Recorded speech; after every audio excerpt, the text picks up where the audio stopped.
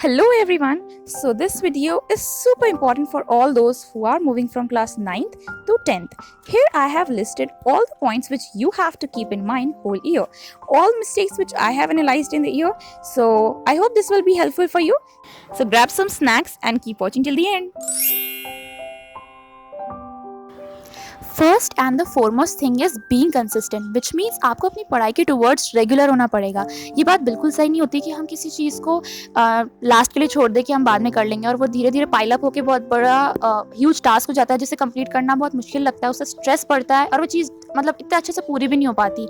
हम एग्जाम्स के टाइम पे बड़ा टेंशन होने लग जाती है। बट अगर आप रेगुलरली पढ़ाई करना स्टार्ट करोगे, विच मीन्स आप at least let's take the example daily 1 hour पढ़ने की भी अगर आप हैबिट बनाओगे तो वो बहुत बेनिफिशियल होगा।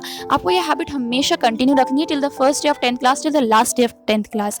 चाहे किसी की भी बर्थडे पार्टी हो या कोई भी फेस्टिवल हो, आपको ये हैबिट ड्रॉप नहीं करनी, बिकॉज ये सब चीज़ें वापस भी आएंगी। But study is very important, crucial at this step. आपको थोड़ा सीरियस होना पड़ेगा बिकॉज वी नो कि किसी भी चीज़ में हमें सक्सेस चाहिए तो वो चीज़ को स्टार्ट करना पड़ता है।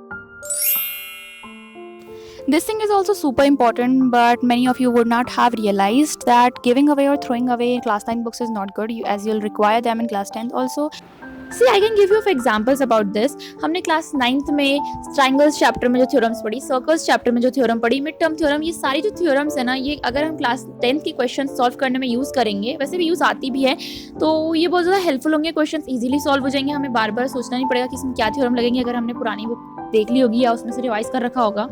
और देखो, हिस्ट्री में भी हम अगर इस चैप्टर के फर्स्ट पेज को रीड करें तो इसमें क्लियरली रिटन है कि यहाँ पे जो नेशनलिज्म की स्टोरी है वो क्लास 9 से कंटिन्यू की गई है। तो अगर आपको एक पुरानी स्टोरी पता होगी तो आगे की स्टोरी पढ़ने के बाद आपको पूरी स्टोरी इतनी अच्छे से कनेक्ट हो जाएगी कि आपको समझने में प्रॉब्लम नहीं आएगी। और अगर हम साइंस की बुक को देखें तो इसमें जितनी भी रिएक्शंस परफॉर्म करनी होती है या फिर कोई भी बेसिक कंपाउंड भी फॉर्म करना होता है तो उसमें हमें वैलेंसी की बहुत ज़्यादा रिक्वायरमेंट होती है, और वो पूरी टेबल क्लास 9 के चैप्टर नंबर 3 में गिवन है, जो कि बहुत ज़्यादा इंपॉर्टेंट है, हमें याद होनी चाहिए। सो आप अगर पुरानी बुक होगी तो उसे आसानी से देख के आप कंपाउंड्स फॉर्म कर सकते हो, फिर रिएक्शंस परफॉर्म करना तो और भी ईजी हो जाएगा। सो आई सजेस्ट कि आप एटलीस्ट मैथ और साइंस की बुक को तो थ्रो मत ही करना, और भी अगर आपको कोई चीज़ रिक्वायर्ड है तो उसे आप ऐसे नोट्स में ऐड कर सकते हो। Now here comes the most important question, जो सबके दिमाग में डाउट होती है कि क्या नोट्स बनाना इतना ज़रूरी होता है। See, in my opinion, note बनाना ज़रूरी तो नहीं होता, but they are very very very beneficial at the exam time, क्योंकि बहुत ज़्यादा शॉर्ट होते हैं। तो मतलब चैप्टर रिवाइज करने में हमें बहुत ज़्यादा कम टाइम लगता है। सो बस ज़रूरत है कि हमें अपना राइट नोट मेकिंग प्रोसेस समझ में आ जाए। मैंने भी बहुत दिन तक एक्सपेरिमेंट किए थे, एक्चुअली बहुत ज़्यादा टाइम भी वेस्ट किया था, बट मुझे पता चल गया कि what is best for me. पहले मैंने मैप वाला ट्राई किया था, but that doesn't work for me, क्योंकि मुझे समझ में नहीं आता था कि कैसे सारी इन्फॉर्मेशन को मैं एक ही पेज पे कंपाइल करूँ। Then I started making notes like this, as you could see on the screen. This method worked for me and I really liked it. So you can also know which method suits you best.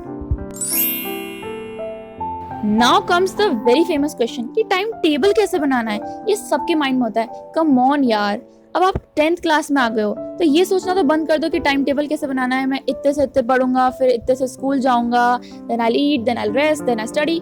ये सब चीज़ें छोटे बच्चों के लिए थी। अब आपको बनाने पड़ेंगे गोल्स। आपको ये नहीं सोचना कि आज मुझे 3 घंटे पढ़ना है, नो मैटर उन 3 घंटे में मैं क्या करूँ, बल्कि आपको ये सोचना पड़ेगा कि आज का गोल क्या है। सेट योर गोल, और नो मैटर आपको कितने भी आवर्स लगे उसे कंप्लीट करने में, so do complete it out. और यही आपकी स्पिरिट होनी चाहिए, and after that everything will be fine, so just chill. So now comes the most mark scoring thing, that are maps and diagrams, जिसे हम अक्सर लास्ट के लिए छोड़ देते हैं। तो आपको उन्हें कुछ कुछ दिनों में रिवाइज करते रहना चाहिए। एक बार देख भी लोगे तो आपको याद हो जाएगा कि कौन सी चीज़ कहाँ लेबल करनी है, और फिर वो एग्जाम में बहुत बेनिफिशियल होगा। And do start writing with the ball pen, कि एट लास्ट आपको बोर्ड के एग्जाम पेपर में बॉल पेन से लिखना होगा। तो अगर आपकी हैबिट जेल पेन से है तो try to change it and do master your writing speed and skills with the ball pen. And last I want to say this कि class 10 is way more easier than class 9। तो इस बात की tension लेना छोड़ दो कि हमें बोर्ड का पेपर देना है, इट्स गोना बी टफ, कैसे करेंगे, दिस दैट दोस्त। ये सारी टेंशन्स को अपने दिमाग से दूर रखना और बड़े आराम से इस क्लास को चिल होते हुए पास करना, क्योंकि आई एम श्योर ये क्लास आपकी फेवरेट हो जाएगी। इसमें आपकी इतनी मेमोरीज बनेगी कि आप इसे हमेशा याद करोगे। It will be remember to you forever. और हाँ, अब तो यूट्यूब पे भी इतना सारा कंटेंट अवेलेबल है, so go and utilise it. And thank you so much अगर आपने इस वीडियो को एंड तक देखा. I have mention all the points. अगर आपके लिए बेनिफिशियल हो so do let me know in the comment section. And if you want something else do let me no.